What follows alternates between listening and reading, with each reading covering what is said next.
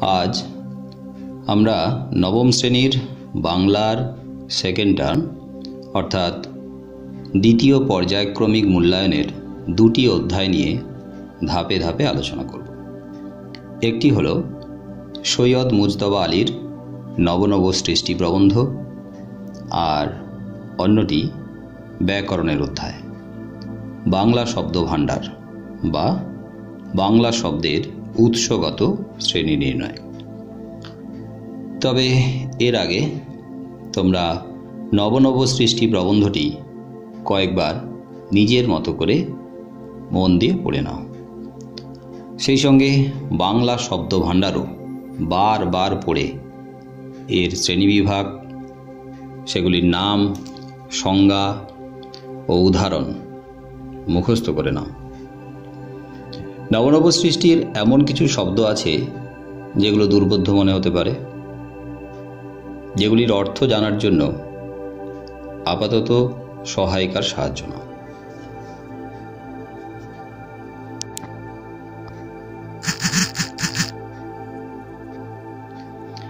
বাংলা শব্দ ভাণ্ডার বা উৎসগত দিক থেকে বাংলা শব্দের শ্রেণীবিভাগ।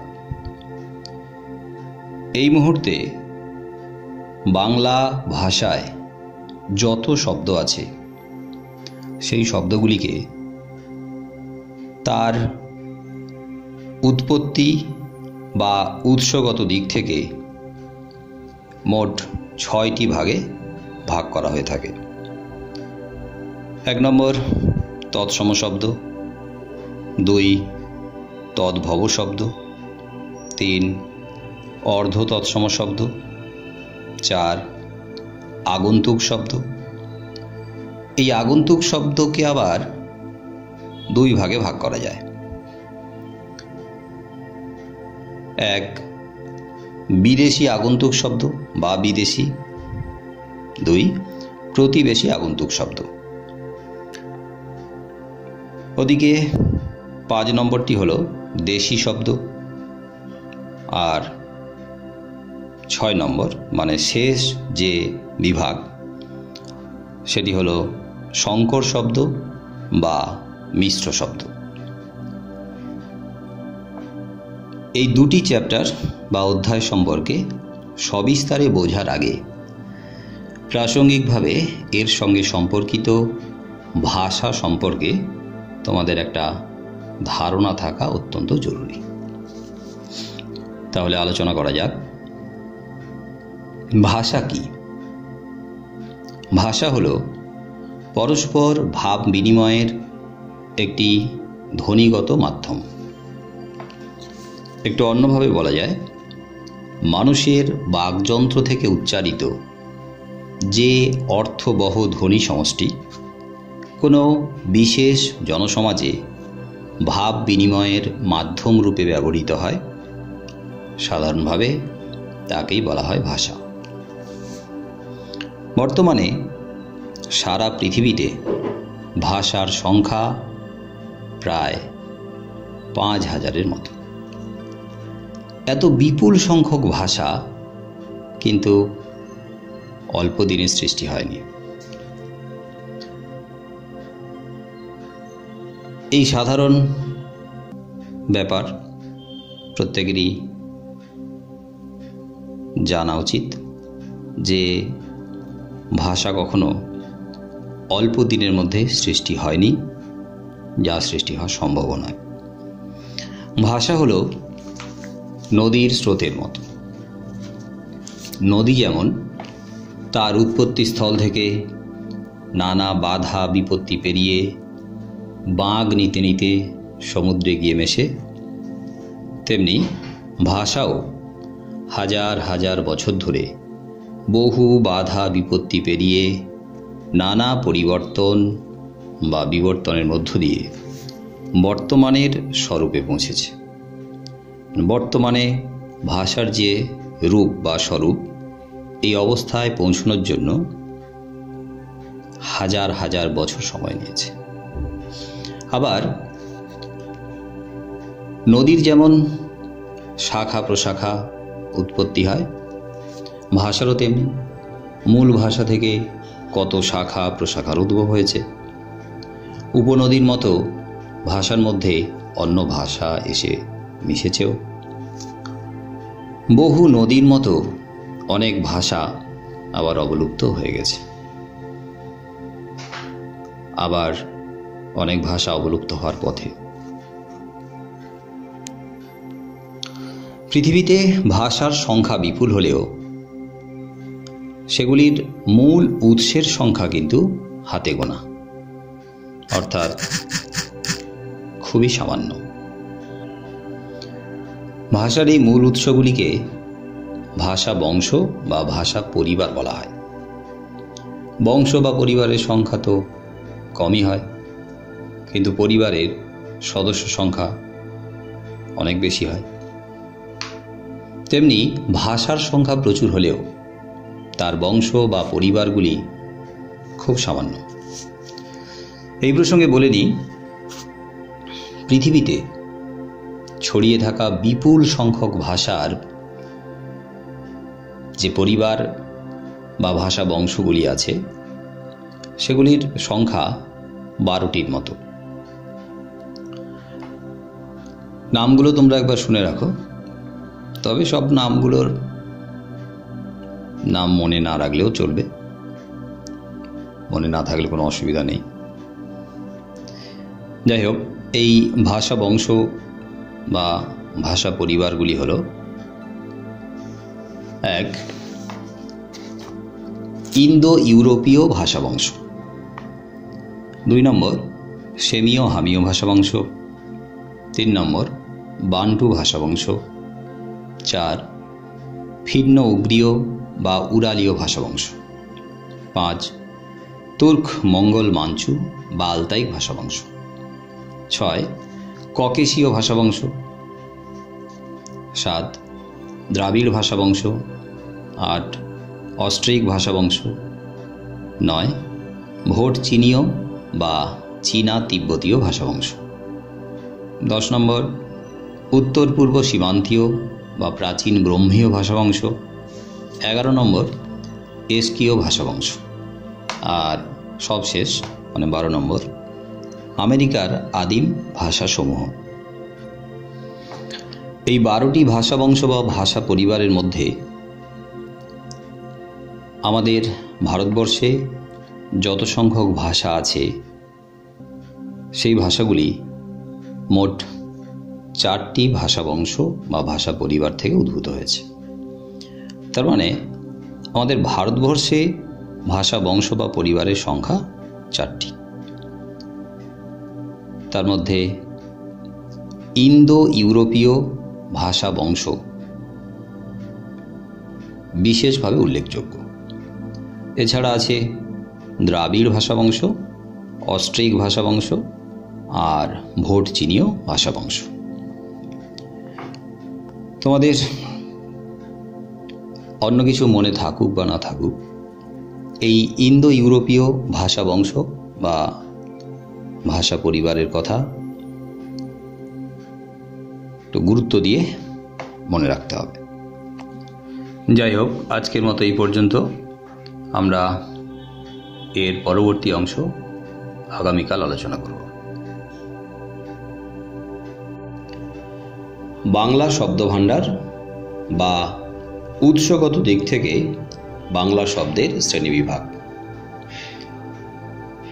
আমি এখন আলোচনা করব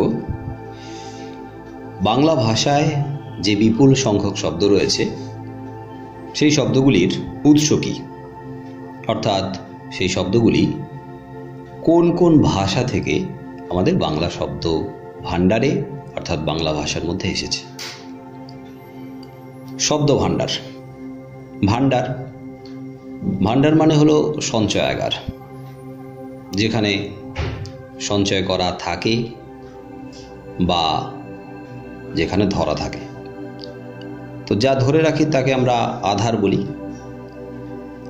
তো সেই অর্থে বাংলা শব্দ কোথায় ধরা আছে না বাংলা ভাষার মধ্যে ধরা আছে, তাই বাংলা ভাষাটাকেই বাংলা শব্দের ভাণ্ডার বলতে পারি।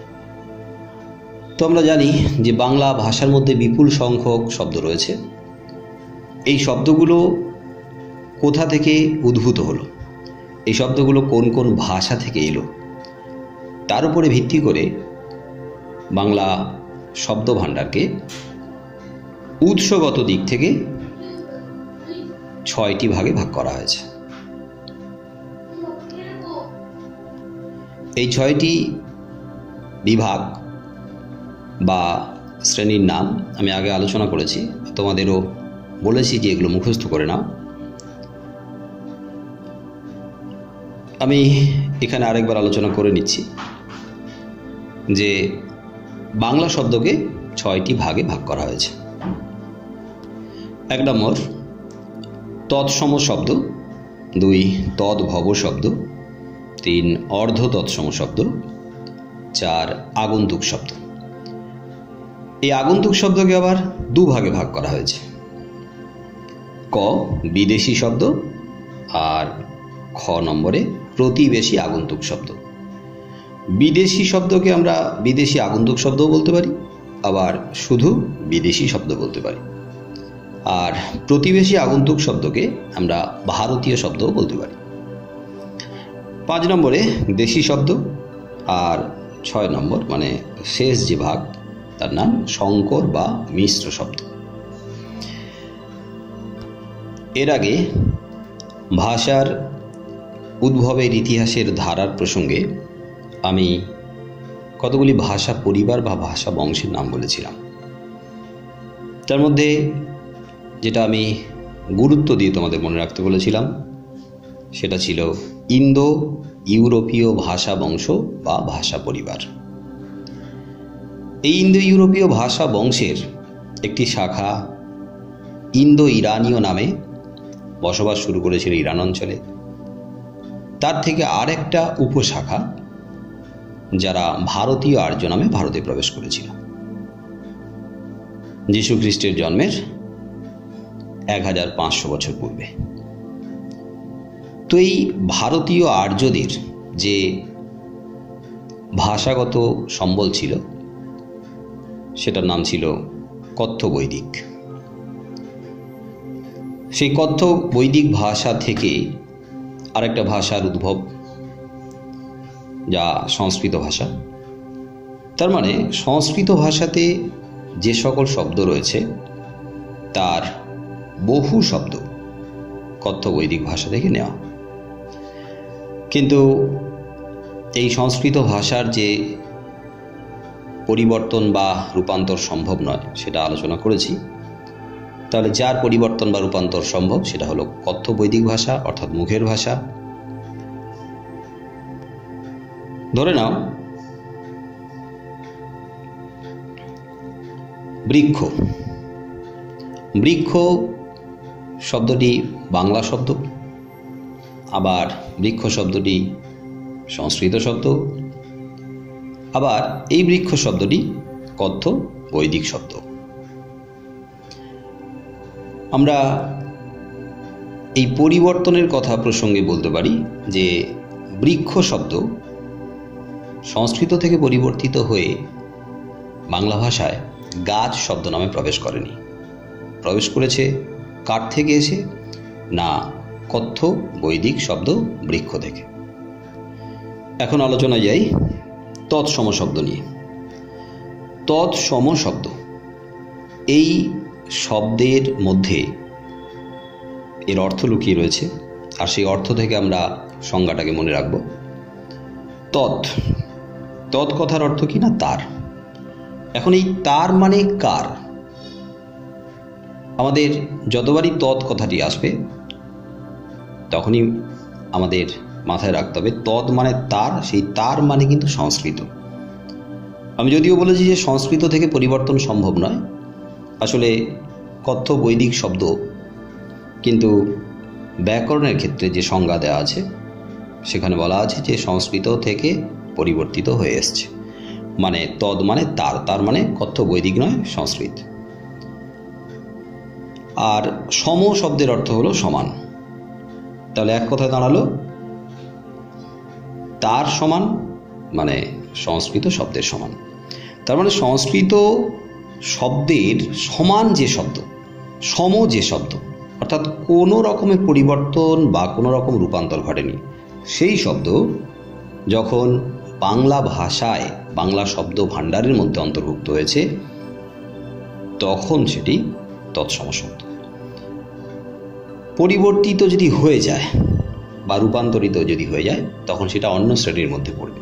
তাহলে যেটা সংস্কৃত শব্দে ছিল সেই শব্দটা যখন বাংলা ভাষায় অন্তর্ভুক্ত হলো একই অবস্থায়, কোনো রকমের চেঞ্জ নেই, কোনো রকমের রূপান্তর নেই, সেটাকেই বলা হবে তৎসম শব্দ। একেবারে সমান অবস্থাতেই, একেবারে একই অবস্থাতেই বাংলা ভাষায় অন্তর্ভুক্ত হয়েছে।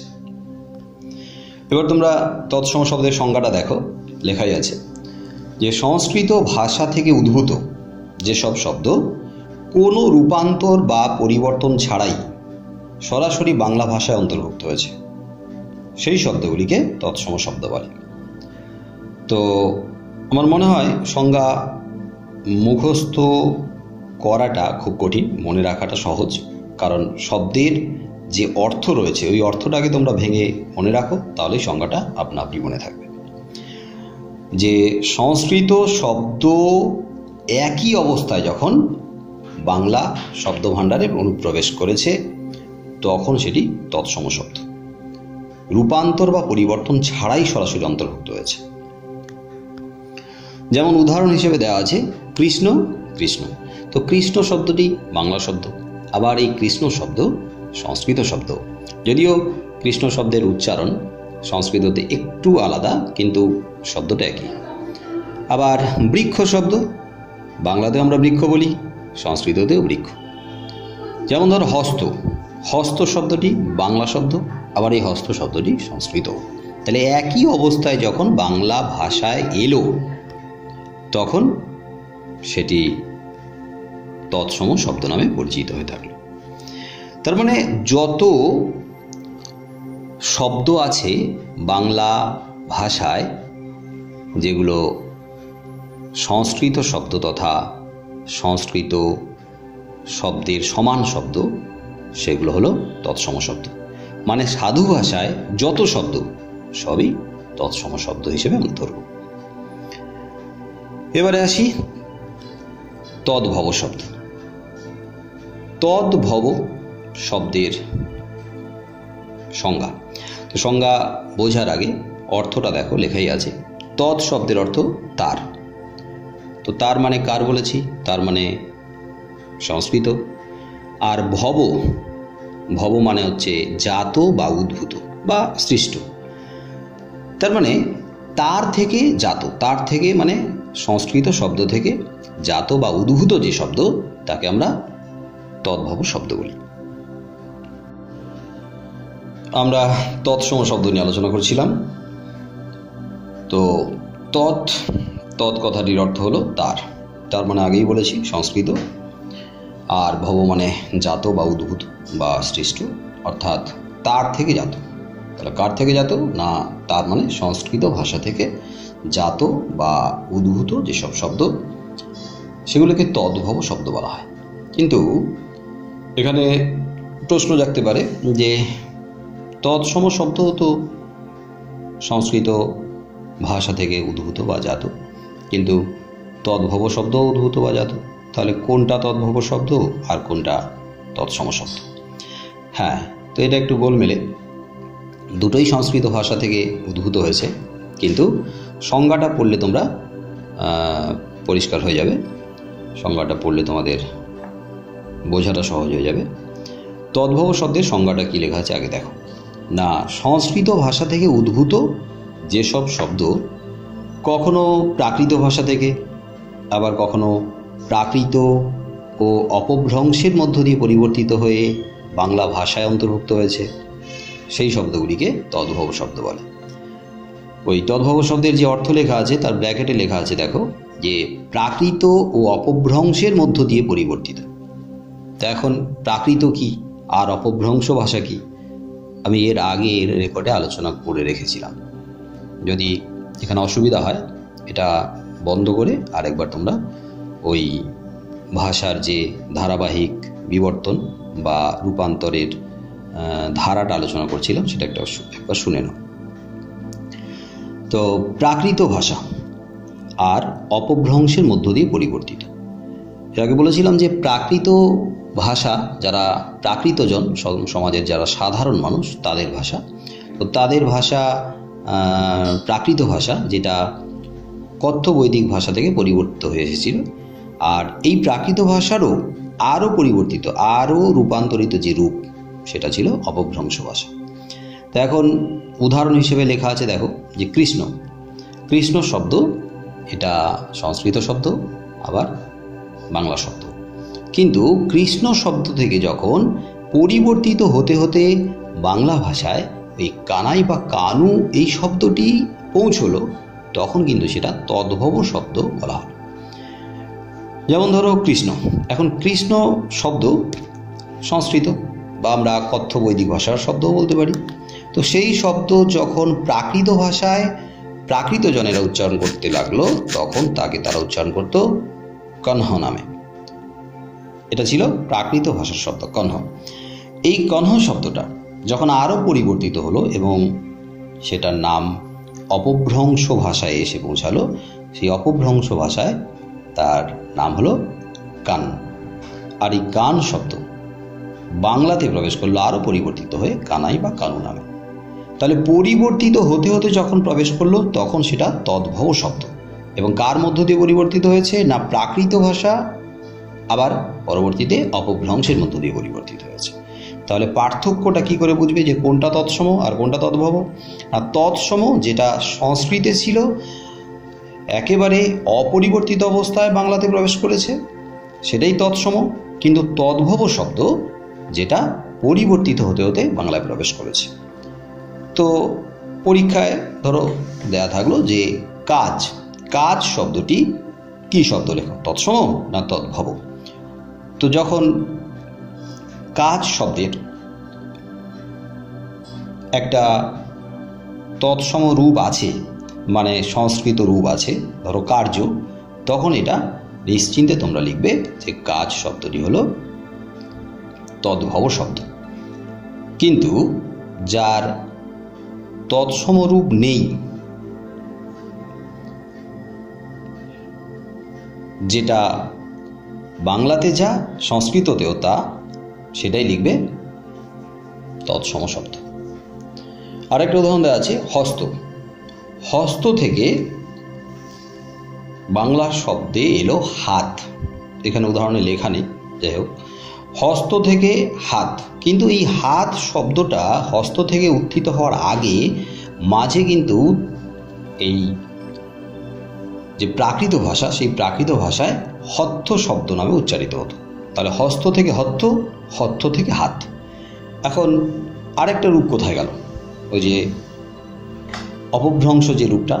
এখন কোনো কোনো শব্দের প্রাকৃত রূপ থেকে পরিবর্তিত হয়ে বাংলা শব্দে অন্তর্ভুক্ত হয়েছে, আবার কোনো কোনো শব্দ প্রাকৃত থেকে অপভ্রংশের মধ্য দিয়ে পরিবর্তিত হয়ে বাংলাতে এসছে। তার মানে প্রাকৃত শব্দও বাংলা ভাষায় আছে, আবার অপভ্রংশ শব্দও বাংলা ভাষায় আছে। তার মানে কোনো কোনো শব্দের প্রাকৃত রূপ আছে কিন্তু অপভ্রংশ নেই, আবার কোনো কোনো শব্দের অপভ্রংশও আছে, প্রাকৃত রূপটাও আছে। যাই হোক, নিশ্চয়ই তোমরা বুঝতে পারলে তদ্ভব শব্দ কাকে বলে বা কি। এরপরে আসি অর্ধ তৎসম শব্দ। অর্ধ শব্দের অর্থ লেখাই আছে, অর্ধ মানে অর্ধেক, আর তৎ মানে তার। তার মানে এর আগেও বলা হয়েছে, তৎ মানে সবসময় আমরা মাথায় রাখবো যে তৎ মানে সংস্কৃত। তার মানে অর্ধেক তার সম মানে সমান, অর্ধেক তার সমান। তো অর্ধেক কার সমান? অর্ধেক সংস্কৃত ভাষার যে শব্দ তার সমান। এখন অর্ধেক মানে তো পুরোপুরি অর্ধেক আমরা ভাগ করতে পারবো না, মানে কিছুটা সমান আমরা ধরে নেব যে সংস্কৃত ভাষা থেকে ওই শব্দটা উদ্ভূত হবে, কিন্তু কিছুটা তার সঙ্গে মিল থাকবে আর কিছুটা পরিবর্তিত হবে। আসলে এই পরিবর্তিত ব্যাপারটা, এটা মানুষের উচ্চারণে অনেকটা বিকৃত হয়ে যায়। লোকমুখে যখন বিকৃত হয়ে যায় এই তৎসম শব্দ মানে সংস্কৃত শব্দ, তখন সেটা অর্ধ তৎসম শব্দের রূপ পায়। সংজ্ঞা দেখো, যে সংস্কৃত ভাষা থেকে উদ্ভূত কিছু শব্দ লোকমুখে উচ্চারণের সময় বিকৃত হয়ে পরবর্তী সময়ে যখন বাংলা ভাষায় অন্তর্ভুক্ত হয়েছে তখন তাকে অর্ধ তৎসম শব্দ বলে। যেমন গৃহিণী, গৃহিণী শব্দটা সংস্কৃত শব্দ, কিন্তু আমরা যখন গিন্নি বলছি তখন এটা উচ্চারণে বিকৃত হয়ে গিন্নি শব্দে পরিবর্তিত হয়েছে। যেমন ধরো স্ত্রী, স্ত্রী মানে সৌন্দর্য, কিন্তু আমরা যখন বলছি ছিরি, যখন দেখো আমাদের উচ্চারণে বিকৃত হয়ে গেছে।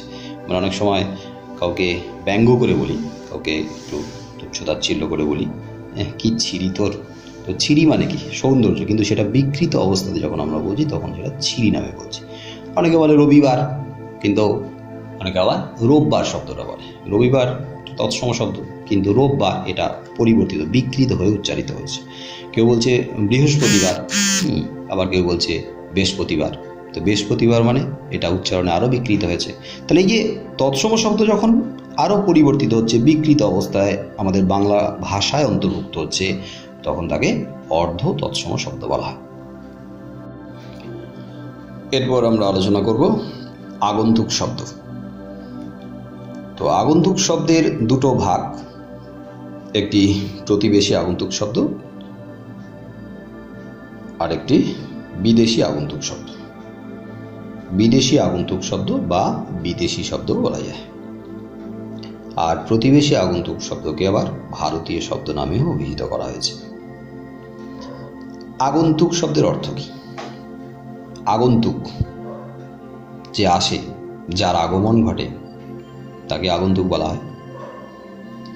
এই আগন্তুক শব্দ বাংলা ভাষায় ঠিক কোথা থেকে আগত, কোথা থেকে বাংলা ভাষাতে এসে অন্তর্ভুক্ত হয়েছে? তো আগন্তুক শব্দ এর দুটো ভাগ, প্রতিবেশী আগন্তুক বা ভারতীয় আর বিদেশি আগন্তুক বা বিদেশি। এই দুটো ভাগ দেখলেই বোঝা যাচ্ছে যে আগন্তুক শব্দ ঠিক কোথা থেকে আসতে পারে। তো যেগুলো ভারতীয় বা প্রতিবেশী আগন্তুক, সেগুলো ভারতের অন্যান্য প্রদেশ থেকে এসছে, বা আমাদের রাজ্য পশ্চিমবঙ্গের পাশাপাশি যে সমস্ত রাজ্য আছে, ভারতবর্ষের যে সমস্ত প্রদেশ আছে, সেই সমস্ত প্রদেশ বা রাজ্যগুলো থেকে আগত শব্দ, সেগুলো প্রতিবেশী আগন্তুক শব্দ বা ভারতীয় শব্দ। তার উদাহরণ হিসেবে নিচে লেখাই আছে, গুজরাটি, মারাঠি, তামিল, পাঞ্জাবি, হিন্দি, এরকম বহু ভাষা থেকে আমাদের বাংলা ভাষায় শব্দ এসেছে। আর বিদেশি শব্দ মানে, বিদেশি শব্দের উদাহরণ হিসেবে লেখা আছে দেখো, আরবি, ফার্সি, তুর্কি, ফরাসি, ইংরেজি, এরকম বহু বিদেশি ভাষা থেকে আমাদের বাংলা শব্দ ভাণ্ডারে অনেক শব্দ এসেছে। ইংরেজি শব্দ তো প্রচুর আছে। এখন এই আগন্তুক শব্দ যেগুলো ভারতের বিভিন্ন প্রদেশ থেকে এসছে, সেটা কিভাবে আসতে পারে? যে অবস্থায় অন্যান্য প্রদেশের ভাষায় ছিল ঠিক ওই অবস্থাতেও আসতে পারে, মানে অপরিবর্তিত অবস্থায়।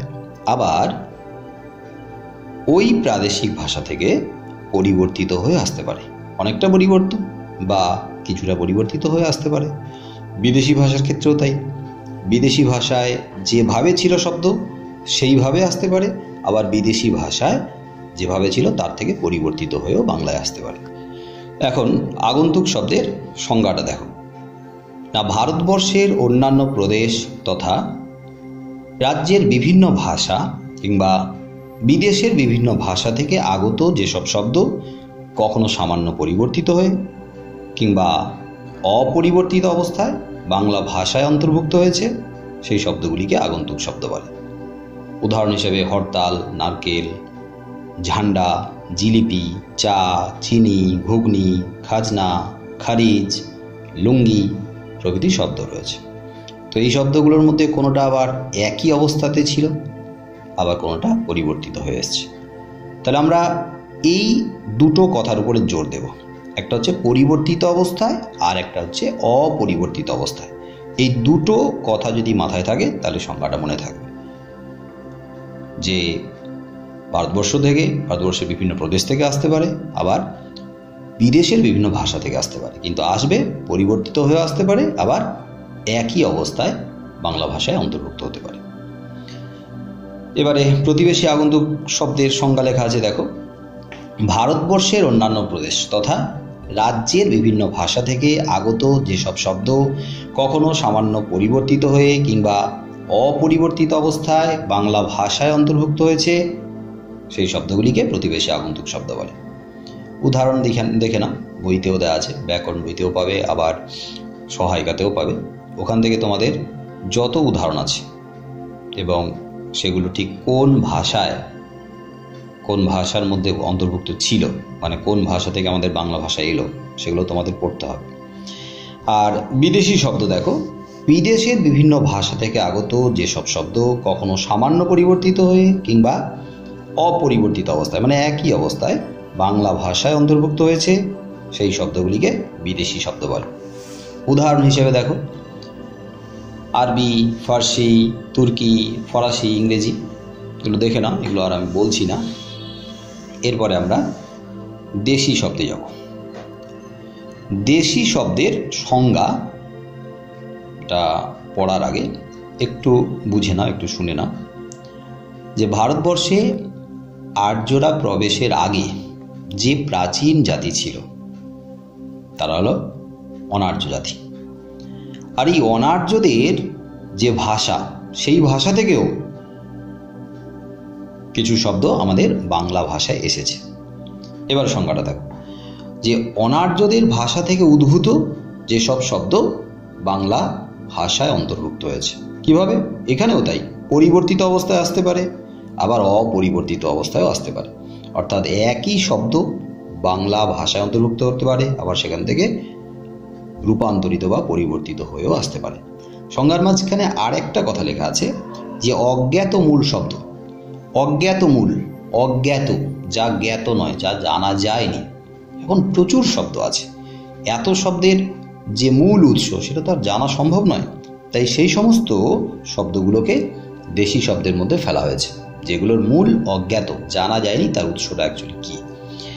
উদাহরণ হিসেবে দেওয়া আছে ঢাক, ঢোল, ঢিল, ঢেকি, ঝোল, ঝাঁকা, ঝিঙা, ঝুড়ি, এই সমস্ত শব্দ হলো দেশি শব্দ, মানে অনার্যদের শব্দ বা অজ্ঞাত মূল শব্দ, দেশি শব্দ। একটু বই থেকে আরো অনেক শব্দ আছে, দেখে না। এরপরে শেষ যে শ্রেণী বিভাগটা রয়েছে, সংকর শব্দ বা মিশ্র শব্দ। সংকর শব্দের বানানটা দেখে নাও। সংকর দন্তেশয় অনুস্বার আছে, তালবেশ নেই। তো তালবেশ যে বানান, তো তার মানে কিন্তু শিব, মহাদেব। কিন্তু শঙ্কর মানে তো তোমরা জানো, বিজ্ঞানেও শঙ্কর ধাতুর কথা রয়েছে, শঙ্কর মানে তো মিশ্র ধাতু। তাহলে সংকর বা মিশ্র শব্দ বোঝাই যাচ্ছে যে নিশ্চয়ই একটা শব্দের সঙ্গে আরেকটা শব্দের সম্পর্ক হবে, একটা শব্দের সঙ্গে আরেকটা শব্দ যুক্ত হবে, তবে গিয়ে সংকর বা মিশ্র শব্দের উদ্ভব ঘটবে। তবে এখানে বলে রাখি, শুধু একটা শব্দের সঙ্গে আরেকটা শব্দ যুক্ত হলেই যে সংকর শব্দ বা মিশ্র শব্দ তৈরি হবে তা নয়। একটা শব্দের সঙ্গে প্রত্যয় যোগ হতে পারে।